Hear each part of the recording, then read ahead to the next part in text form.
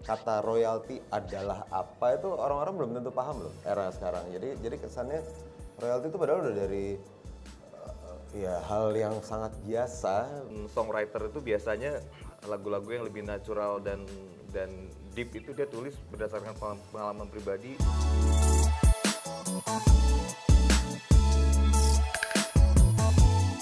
Kembali lagi di Kapan Lagi Show bareng Ada Band. Oke, jujur seneng banget sih ini dengan games-games yang tadi, terus juga album yang lagi rilis gitu ya. Karena semakin memeriahkan musik Indonesia. Kapanlagi.com dan teman-teman KL Lovers juga happy banget untuk ngedengerin itu semua. Nah, kali ini kita akan masuk di segmen Q&A bareng sama K-Lovers. Oke. Jadi teman-teman boleh siapin 2 pertanyaan ya. Tapi sambil teman-teman siapin pertanyaan, boleh nih kita nanya-nanya sedikit lagi. Nah, pengen nanya sih sebenarnya, masalah yang lagi cukup rame juga di dunia musik. Yes. Itu kan soal royalti. Nah, menurut kalian masalah terbesarnya apa sih?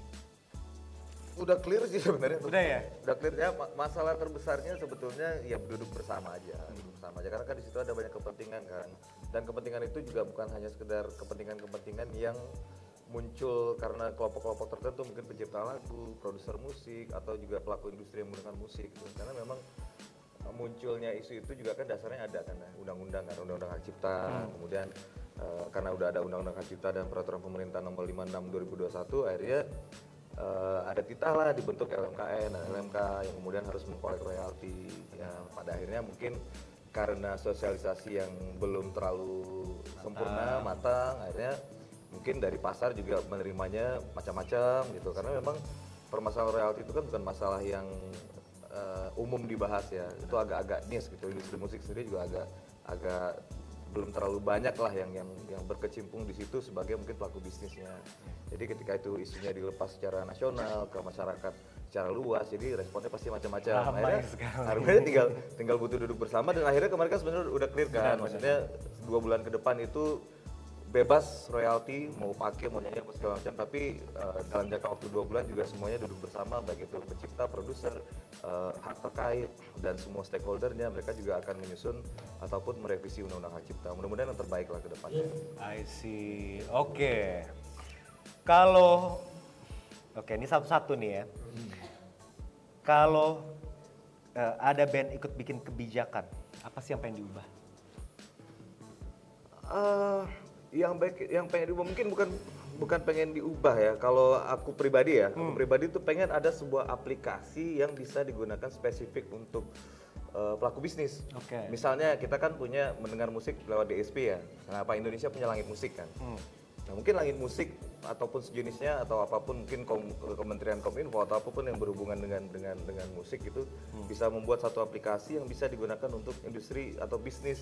Jadi walaupun sistem royalti sekarang itu kan memang blanket royalty. Jadi istilahnya 1 tahun tempat ini mengumpulkan sekian, atau hotel sekian, restoran sekian, karaoke sekian. Karaoke masih ada datanya. Tapi kalau misalnya restoran, kafe, hotel, kan dari mana kita tahu lagu Ada Band diputar berapa kali di hotel tersebut gitu, berapa kali diputar di restoran atau kafe, itu kan agak susah ngedeteknya. Tapi kalau misalnya ada satu aplikasi yang memang digunakan khusus untuk pelaku bisnis yang menggunakan musik di industri bisnisnya, itu kan akan royaltinya terkolek dengan baik dan penyalurannya juga bagus kan, benar-benar ke orang yang tepat gitu.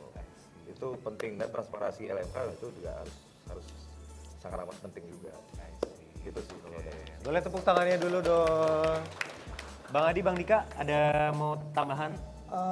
Iya, sebenarnya apapun itu yang sekarang lagi rame kan royalti. Royalti sendiri aja, kata royalti adalah apa itu orang-orang belum tentu paham loh era sekarang. Jadi kesannya royalti itu padahal udah dari ya hal yang sangat biasa di negara lain mungkin. Apalagi untuk musik ya, royalti itu kan sebenarnya jadi kayak penghargaan khusus untuk karya cipta dan ide.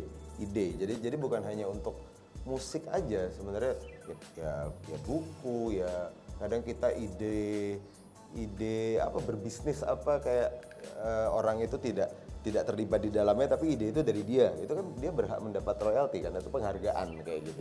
Itu aja kadang orang tidak paham itu gitu loh. Jadi akhirnya karena kurang informasi dan sosialisasi itu, akhirnya si pelaku bisnis dan masyarakat jadi bikin opini dan bingung, takut, itu royalti jadi kayak momok yang padahal tuh itu hal wajar sih. Cuman karena kayak tadi Naga bilang sistemnya nggak transparan, terus kayak di sini aja sebenarnya mungkin kalau di luar, kalau di negara lain mungkin ada sensor yang oke dia bawain lagu itu berarti ke detect.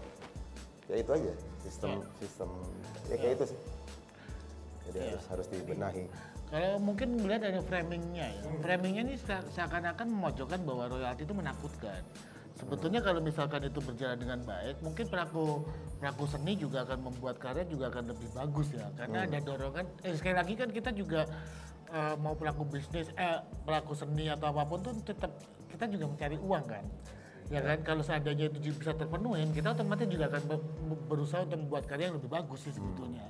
Otomatis kalau kita membuat karya yang lebih bagus dan otomatis ya itu bisa dihargain, ya mungkin kita bisa bersaing dengan internasional, misalnya kayak gitu kan.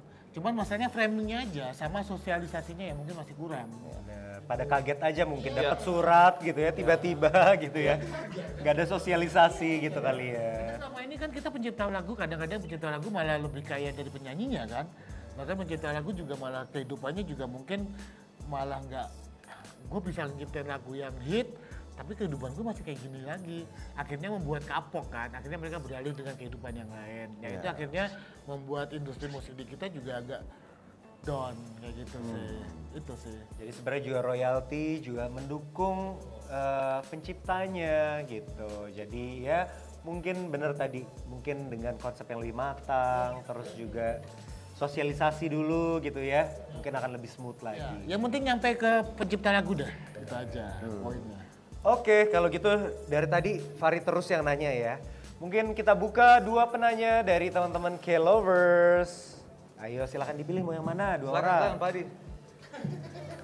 Yang paling belakang, paling belakang itu ya. Paling belakang, boleh. Dengan siapa? Perkenalkan nama aku Syifa. Aku mau tanya. Pertama kali kan sebelumnya pasti kan kalian saling nggak kenal kan. Nah pertama kali kenal ketemu di mana sampai kebentuk ada itu gimana? Makasih. Tanya ke Siva. Iya. Saya ketemu Adi. Kalau Adi itu sekitar tahun 2009 sebetulnya. ya sebenarnya. Akhir, 2009 akhir ya, mau masuk ke 2010. Iya. 2009 terus ketemu Naga itu 2019. Enggak. 2018. Sebelumnya udah 2008. Oh iya 2008.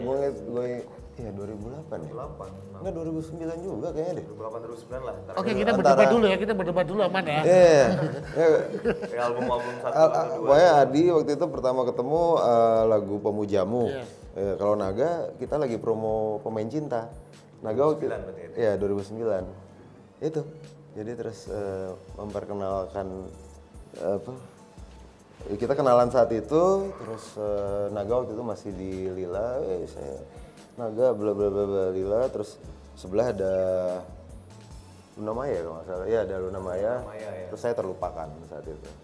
Ya tahun 2009, terus di situ di backstage ada Mas Dika sama ada di backstage ada Mas Dika sama Luna Maya, saya pilih ngobrol sama Luna Maya. Oke. Ngobrol. Enggak, pertama ngobrol sama gue, terus lihat Luna duduk, habis itu gue dicuekin. Gak masa iya sih Mas, ngarang nih Mas Dika nih. Gak, nggak ada itu. Oke. Sudah ya menjawab. Semoga terjawab penasarannya. Ya, kita buka untuk pertanyaan kedua.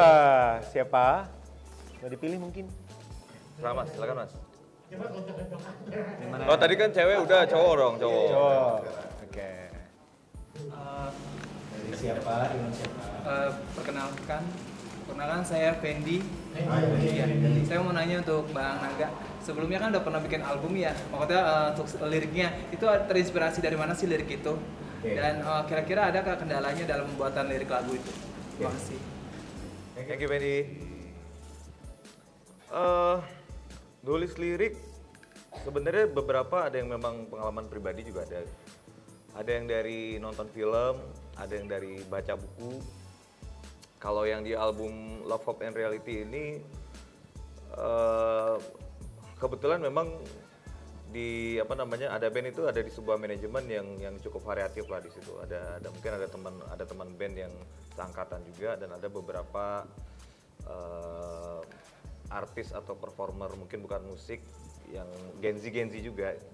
Jadi pas main kantor tuh saya banyak dengar cerita dinamika kehidupan percintaan mereka ini tulis jadi lirik gitu. Karena kan kalau komposer ataupun songwriter itu biasanya lagu-lagu yang lebih natural dan deep itu dia tulis berdasarkan pengalaman pribadi. Dan sebagian besar itu biasanya di album pertama, album kedua atau mentok-mentok itu di album ketiga. Obat Pak. Sorry. Butuh vitamin, sorry. Biasanya kan gitu karena katanya mungkin pada saat album pertama, kedua atau ketiga tuh teman-teman musisi, komposer, songwriter masih pada muda-muda, kehidupannya dinamis lah gitu ya, pasang surutnya benar-benar dinamis banget jadi punya banyak bahan untuk menulis lagu. Album keempat, kelima mulai flat tuh karena rata-rata nggak dialami sendiri lagi. Jadi kalau sampai album kelima atau keenam ada yang deep lagi dan itu sukses lagi, biasanya dia banyak masalah lagi. Masalah hidup. Gitu. Jadi dari situ sih Ren. Iya. Saya mencoba mentranslate masalah-masalah Mas Adi aja sekarang. Hidupannya lebih dinamis dia. Bener. Padahal tiga-tiganya adalah pencipta lagu. Tapi yang ditanya masalah cuma satu. Yang dua kayak sudah tidak diragukan ya. Yang dua udah diragukan. Udah tahu bermasalah. Oke, nah kalau gitu terima kasih untuk dua penanya. Bakal dapat special merchandise juga. Boleh maju ke depan, silakan. Oke, sip. Foto dulu di depan. Ya, sip.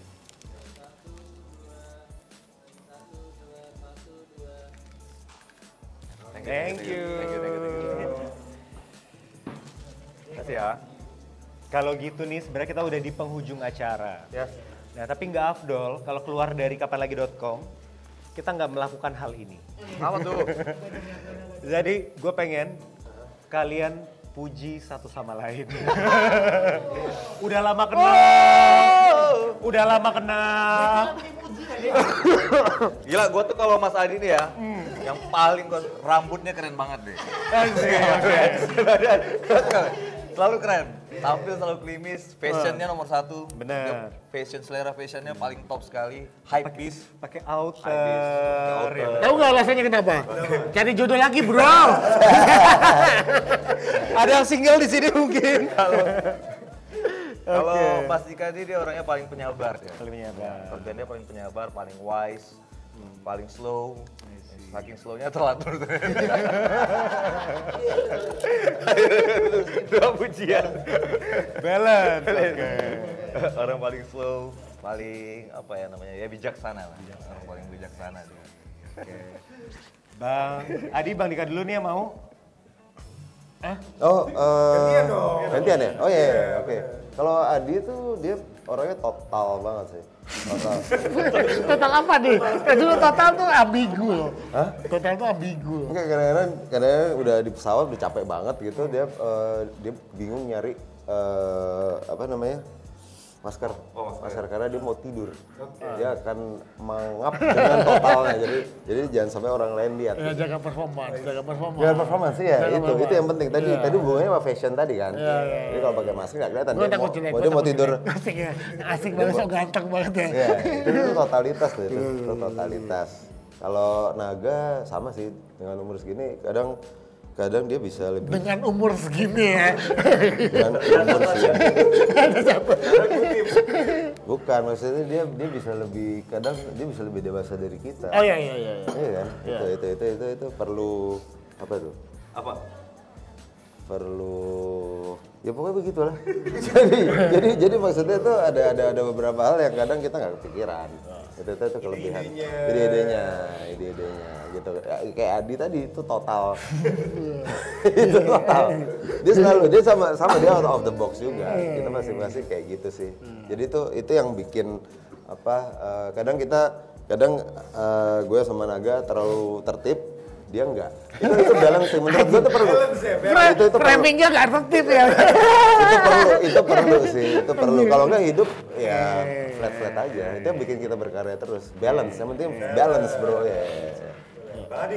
Naga itu adalah orang yang mau filter sebetulnya. Mau filter. Maksudnya kita kadang-kadang juga terlalu out of the box. Dia tuh kayak nggak bisa kayak gini kayak gitu. Realistis. Ya. Perlu. Makanya formasi yang ada sekarang menurut gua adalah formasi yang paling bagus. Ya karena saling mengisi. Nah kalau Bapak Dika ini adalah dia seperti ayah saya. Ini mencerminkan. Tadi. Gue nggak tutup ini. Lu lihat deh kalau bapak-bapak.